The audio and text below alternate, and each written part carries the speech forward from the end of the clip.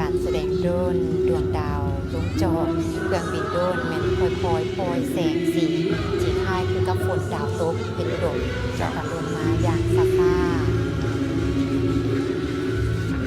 เจ้ารอทาติดตามครับ ตัวจริง และผ่านขบวนวิวัฒน์แห่งการนำพาต่อสู่ อยู่ในนางฟ้าของประเทศลาว เจ้าหกดอกจำปาแม่นค่อยๆเล่งบานดอกเป็นดอกใหญ่ตามมาด้วยคำว่าครบรอบ50 ปีกับขั้นระหว่างการทุ่งสัตว์ลาวและทุ่งผักสว่างขึ้นค่อยๆสว่างขึ้นตามลำดับทางนมเขาเขียนไว้2/12/1975 2/12/2025ก็คือวันที่2ธันวาปี1975วันที่2ธันวาปี2025ครบรอบ50 ปีพอดีของการสถาปนาเป็นสาธารณรัฐประชาธิปไตยประชาชนลาวเจ้า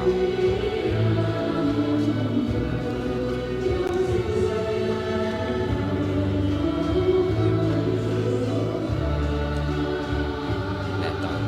นี้โดยแต่ละลำก็กำลังจะประสานกันโดยจะแปลเป็นอย่างรอทาที่ตามรับชมพร้อมกัน ท่านผู้ชมที่ติดตามชมโฆษกพวกเราก็คงคอยรอท่าในการแสดงแต่ละรายการที่ตื่นตาตื่นใจตื่นดี เจ้าขอสังเกตได้เห็นคร่าวๆเนาะกับการแสดงภาพยนตร์ในรูปภาพนี้แม้นพระธาตุหลวงเวียงจันทร์ซึ่งเป็นผลของวงสุราษฎร์สร้าง พระธาตุหลวงในรูปแบบของ3D พระธาตุหลวงค่อยๆปรากฏขึ้น จากสันลุมหอดยอดพระธาตุหลวงที่งดงามและสง่าราศีพระธาตุหลวงเวียงจันทร์ถือว่าเป็นปุษณียสถานโบราณอันเป็นสัญลักษณ์ของประเทศลาว และเป็นมิ่งขวัญของประชาชนลาวก็คือชาวพุทธทั่วทั้งประเทศรายการที่มานครหลวงเวียงจันทร์โบได้มาพระธาตุหลวงก็ถือว่าโบได้มานครหลวงเวียงจันทร์ เจ้าจากพระธาตุหลวงเวียงจันทร์แล้วโยมก็จะแปลรูปสังเกตเห็นอาจจะแม่นประตูไซปัจจุบันตั้งจุดใจกลางของนครหลวงเวียงจันทร์ จากประตูไซนำมาสู่ไซสนาเป็นรูปคองคอยปรากฏขึ้น อนุสาวรีย์ประตูไซหรือเอิ้นสั้นๆว่าประตูไซสิ่งก่อสร้างเพื่อเป็นอนุสรณ์สถานให้แก่ไซสนาของสังคมของสงคราม และเป็นอนุสรณ์แก่ทหารในฝั่งสงครามโลกครั้งที่2ประตูไซแมนเริ่มก่อสร้างในปี1957และสำเร็จการก่อสร้างในปี1968 อนุสาวรีย์ประตูไซแมนจะมีประตูใหญ่ทั้ง4ด้านและประกอบมี7สั้นด้วยกันมีคันไดขึ้นทั้ง2ข้างที่หลายทางที่ตามสมอยู่กับอยู่ในระยะของมวลชนที่ติดตามคงคอยเบิ่งอยู่สถานที่ประตูไซเช่นเดียวกัน เจ้า ประตูไซนอกจากจะเป็นบอนที่สัญลักษณ์แล้วก็ยังเป็นบอนที่พ่อแม่ประชาชนส่วนใหญ่ไปท่องเที่ยวไปถ่ายรูปไปออกกำลังกาย เจ้าขณะนี้กับรูปต่อไปกับการบินโดรนครั้งนี้เป็นรูปสร้างสองตัวสร้างก็เป็นสัญลักษณ์ของประเทศลาวของพวกเราแผ่นดินลาวล้านสร้าง ในรูปแบบสร้างสรรค์ดีสวยงามสร้างที่แสดงขึ้นสู่ท้องฟ้าค่อยๆยกมวลสร้างขึ้นอย่างสง่างามเพื่อสร้างคือได้ยกแถลงทางทรงเป็นสัตว์ประจำชาติลาวเป็นสัญลักษณ์แห่งดินแดนลาวด้านสร้างซึ่งมีมาแต่โดนนานแล้วสร้างถือได้ว่าเป็นสัตว์บกที่มีรูปร่างใหญ่ที่สุดในโลกและสร้างยังเปรียบดังเป็นผู้พิทักษ์ป่าเป็นส่วนสำคัญของวงจรชีวิตและระบบนิเวศพอสร้างเป็นผู้นำในการบุกเบิกเส้นทางให้แก่สัตว์ชนิดอื่น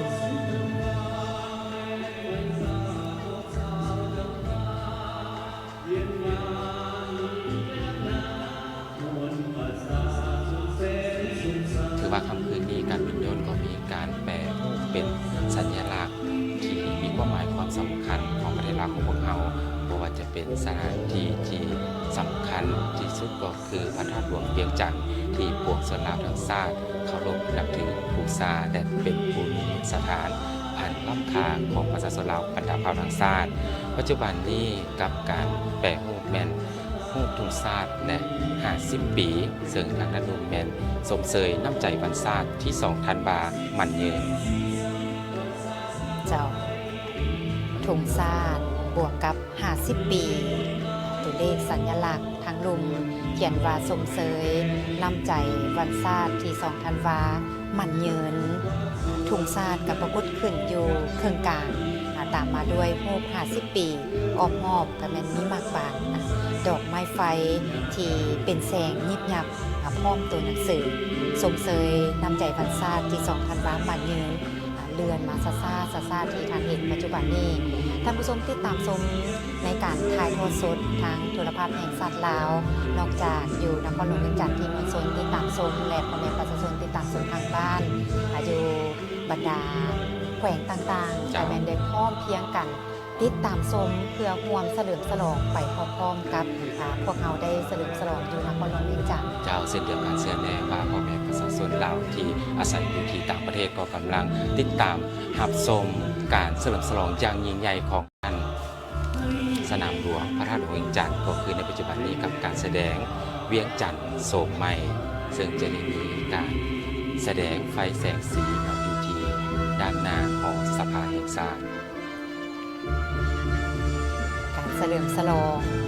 วันชาติครบรอบ50 ปีแม่นการทบทวนบทสรุปและก็จุดเริ่มต้นใหม่ด้วยความปรารถนาของผู้คนที่ต้องการชีวิตที่มีความสุขและวิสัยทัศน์สู่อนาคตที่ดีกว่า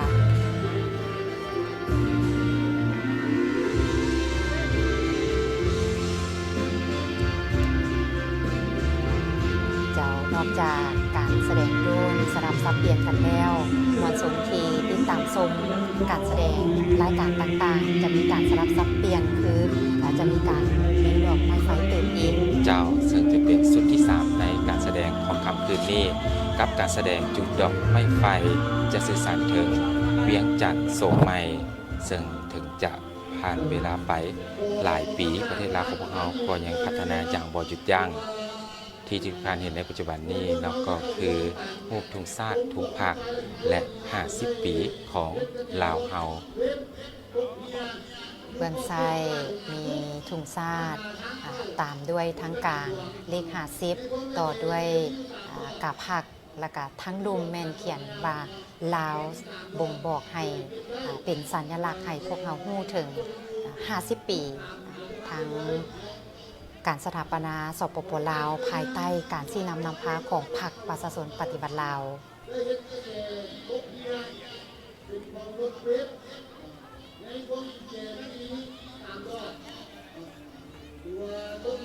เจ้าการแสดงสุดนี้เวียงจันทร์โสมหน้าใหม่ซึ่ง